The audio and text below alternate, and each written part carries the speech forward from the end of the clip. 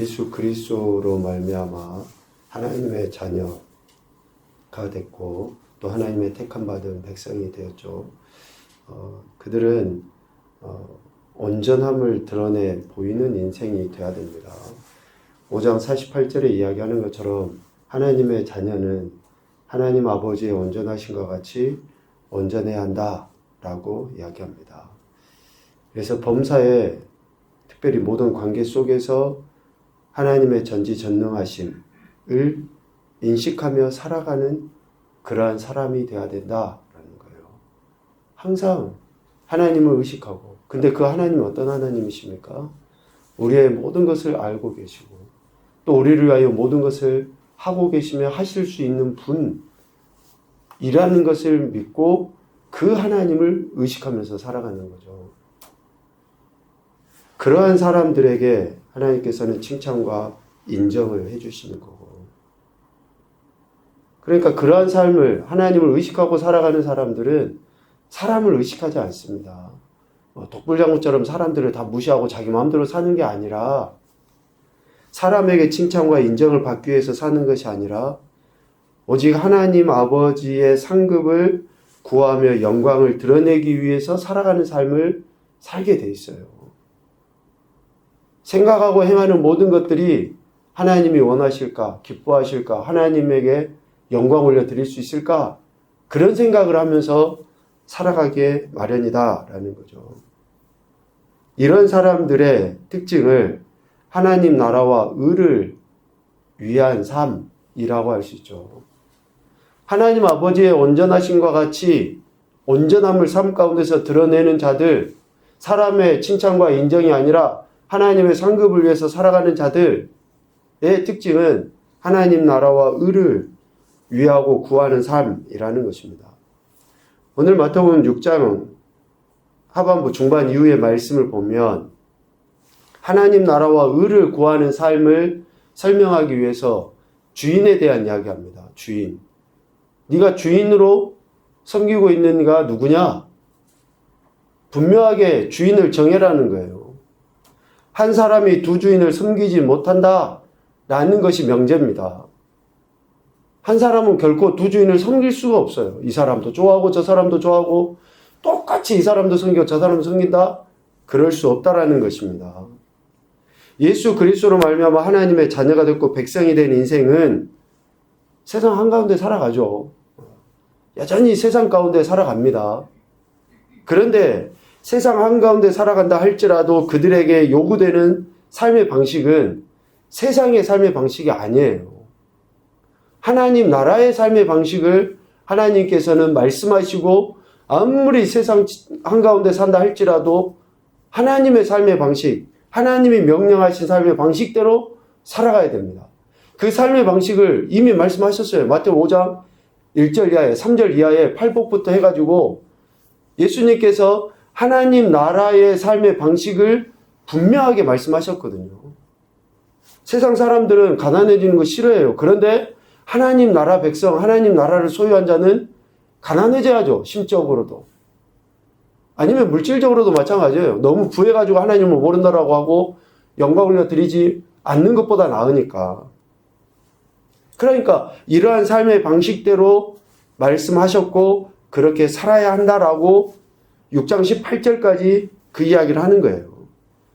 세상이 요구하는 삶의 방식이 아니라 하나님 나라의 삶의 방식대로 살아야 한다. 하나님 나라의 주인은 하나님이시죠. 그 하나님을 섬기고 하나님께 영광 올려드리는 삶을 살아야 한다라는 거죠. 그래서 6장 24절의 말씀처럼 한 사람이 두 주인을 섬기지 못한다. 왜 그렇습니까? 혹 이를 미워하고 저를 사랑하거나 혹 이를 중히 여기고 저를 경히 여기기 때문에 그렇습니다. 동일하게 똑같이 결코 그럴 수 없어요. 어느 한 사람을 더 중히 여길 수밖에 없습니다. 그런데 왜 사람들이 두 주인 하나님과 재물을 겸하여 섬기면서 살아갈까?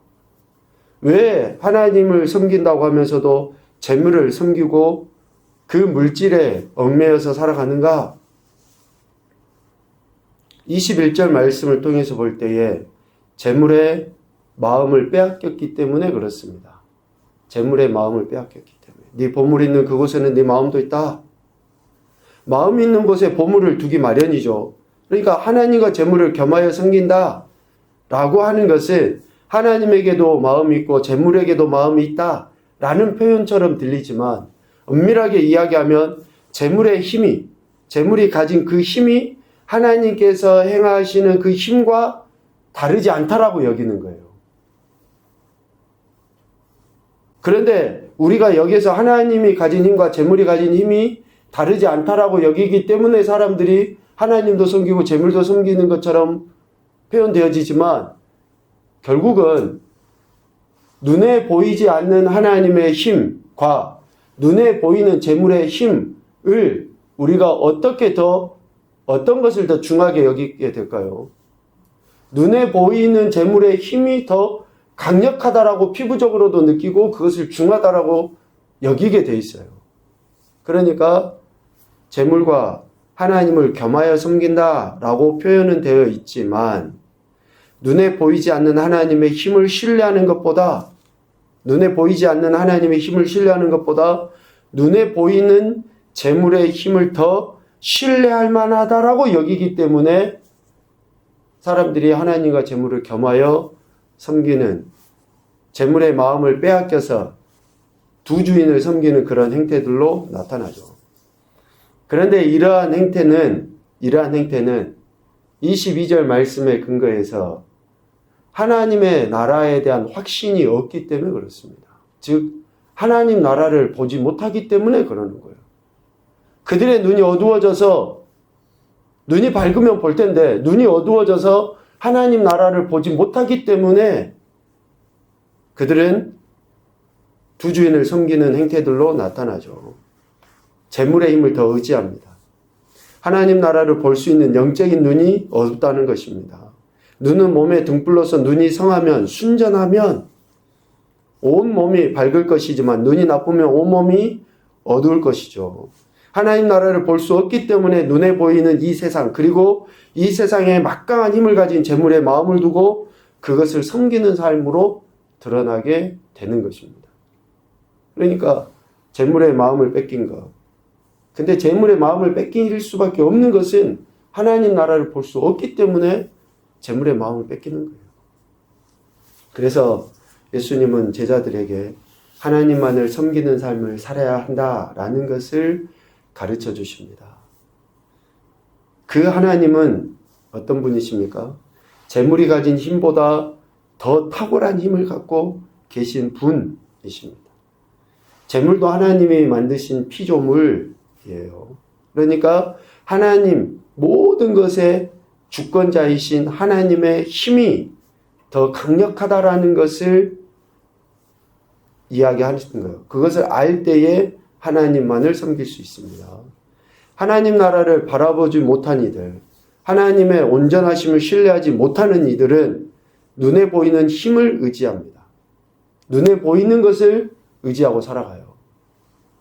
하나님 나라를 믿음의 눈으로 바라보며 하나님의 나라, 즉 하나님의 주권과 통치를 신뢰하는 사람들은 어떻습니까? 하나님께서 가지신 강력한 힘을 의지해요. 하나님 나라를 확신하지 못한 사람들은 눈에 보이는 세상의 힘, 재물의 힘, 눈에 보이잖아요. 그것을 의지하지만 하나님 나라를 소망하는 자들은 하나님이 가지신 강력한 힘을 의지해요. 그 하나님이 가지신 강력한 힘을 오늘 예수님께서는 이렇게 설명을 해주고 있어요. 26절부터 30절까지. 하나님께서 가지신 강력한 힘이 뭐냐? 공중의 새를 기르시는 힘, 들의 백합화를 자라게 하시는 힘, 들풀도 입히시는 힘. 여러분 봐보십시오. 자연 온 우주 만물을 어떤 사람이 저것을 키우고 어떤 사람이 먹이고 어떤 사람이 저것을 하고 있습니까? 하나님이 하고 계시는, 우리가 아무리 흉내를 내고 한다 할지라도 우리는 하지도 못하는데 하나님만 하실 수 있는 그 강력한 힘을 하나님은 갖고 계시고 그렇게 나타내 보이시고 있다라는 것이죠.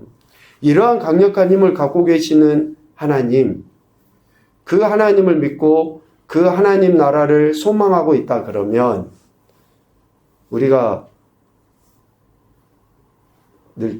좀 생각하고 있는 그런 부분이죠. 이런 마음을 갖고 살아가야 되는데 25절, 31절, 34절 목숨을 위하여 무엇을 먹을까? 무엇을 마실까? 몸을 위하여 무엇을 입을까? 염려하지 말아야 됩니다. 이러한 하나님의 강력한 힘을 갖고 계신다라고 하는 것을 믿고 그 하나님을 신뢰하는 자들은 염려하지 말아라. 이방인들은 하나님을 보는 눈이 없는 이들은 재물의 힘을 하나님의 힘보다 더 강력하다라고 생각하고 있는 이들은 늘 무엇을 먹을까, 마실까, 입을까 염려하고 그것들을 구하며 살아간다라고 이야기하잖아요. 그러나 하나님의 이 강력한 힘을 의지하는 자는 염려하지 말아라 라고 이야기합니다. 염려하다라는 이 단어의 헬라어 메림나오라는 이 단어는, 그러니까 염려는 우리가 걱정하다, 근심하다 그런 표현들을 써요. 안 할 수가 없으니까 합니다. 그런데 이 메림나오라는 단어는 뭐와 직결이 되냐면 죽음과 직결이 돼요. 죽음과. 그러니까 죽음에 대한 염려예요. 죽음에 대한 염려. 궁극적으로 죽음에 대한 걱정이라는 거죠. 물론 먹고 입고 마시고 하는 거 우리 생존과 직결되어 있다라고들 이야기합니다. 그런데 정말로 우리가 먹고 마시고 입는 것을 우리의 목숨과 같이 여기는 그러한 인생들이 있어요. 선교사님들의 사역을 여러분들이 이렇게 보시고 또 현대 선교사님들도 그렇지만 이전의 과거, 특별히 우리나라에 들어오셔서 선교하셨던 선교사님들의 그런 사역들에 대한 이야기들을 한 번씩 봐보십시오. 그들이 먹고 마시고 입는 것이 중요하지 않은 건 아니었죠. 그러나 복음을 전하다가 굶어 죽어도, 복음을 전하다가 헐벗어서 죽어도 그 복음 때문에 그 사명을 감당을 했거든요. 궁극적으로 죽음에 대한 염려, 공포가 왜 없겠습니까? 그러나 하나님이 어떤 분이시고 하나님이 어떠한 막강한 힘을 갖고 계신다라는 것을 우리가 신뢰한다 그러면 그 염려가 아니라 33절 하나님 나라와 의를 구하며 살아가게 되겠죠. 하나님 나라를 볼 수 있는 눈이 열려진 사람, 즉 하나님께서 가지신 힘과 하나님 나라의 가치를 깨달아 알고 있는 사람이라 그러면 가장 먼저 행해야 되는 것이 뭡니까? 하나님 나라와 하나님의 의를 구하는 것이라고 이야기합니다. 먹고 마시고 입는 것보다 더 중요한 가치가 있는 것이 하나님 나라라는 사실을 삶의 모든 영역 속에서 고백해야 한다라는 것입니다. 저와 여러분의 영적 구원자이시기도 하지만 삶을 구원하시고 이끄시고 인도하시는 분은 아버지 하나님이십니다. 그렇기 때문에 그 하나님을 의지한다라고 하는 것은, 믿는다라고 하는 것은, 그 하나님을 주인으로 섬긴다고 하는 것은 그 하나님이 내 삶 가운데 가장 필요한 것들로 채워주신 분이시다라는 것을 확신하는 거예요. 33절 말미에 그리하면 이 모든 것을 너희에게 더하시리라 라고 이야기했습니다. 언젠가도 말씀드렸지만 이 모든 것을 할 때 모든 것은 내가 요구하고 바라고 하는 그 모든 것이 아닙니다. 하나님이 허락하실, 하나님의 주권적 허용하심 속에서 주시는 그 모든 것이에요. 주일에도 이야기했지만 분복입니다. 분복. 내게 맞는 양의 그 복을, 삶에 필요한 것을 하나님이 채워주시는 거죠. 그러한 자들은 욕심낼 필요도 없어요. 다른 사람 원망하지도 않아요. 불평하지도 않습니다. 그것이 바로 하나님 나라와 의를 구하고 하나님 나라와 의를 위해 사는 자들의 삶이다 라는 것이죠. 교훈입니다. 첫째, 마음이 하나님 나라에 있는가, 세상 나라에 있는가를 점검하자. 지금 저와 여러분의 마음이 정말 하나님 나라에 있는지, 지금 죽어도 내가 하나님 나라에 들어갈 수 있다라는, 또 하나님 나라의 은혜를 소유했다라는 그 확신 속에 지금 내 마음이 그렇게 있는가? 번째, 하나님과 재물에 마음이 나뉘지 않도록 하나님의 은혜를 구하자. 재물의 마음을 뺏기지 않도록, 세상적인 것에, 육적인 것에 마음을 뺏기지 않도록 하나님의 은혜를 구하자. 세 번째, 하나님의 힘과 그 나라의 가치가 최상임을 어떤 상황에서도 잊지 말자. 하나님이 가지신 그 강력한 힘과 하나님의 나라의 가치가 최상이다라는 것을 어느 한순간도 우리가 잊어서는 안 될 것 같습니다. 오늘도 저와 여러분을 구원하시고 하나님 나라를 바라보며 또 누리며 살아가게 하신 하나님의 은혜 앞에 오직 감사와 찬양과 영광만 올려드리시는 귀하고 복된 한 날 되시기를 주님의 이름으로 축복합니다. 아멘.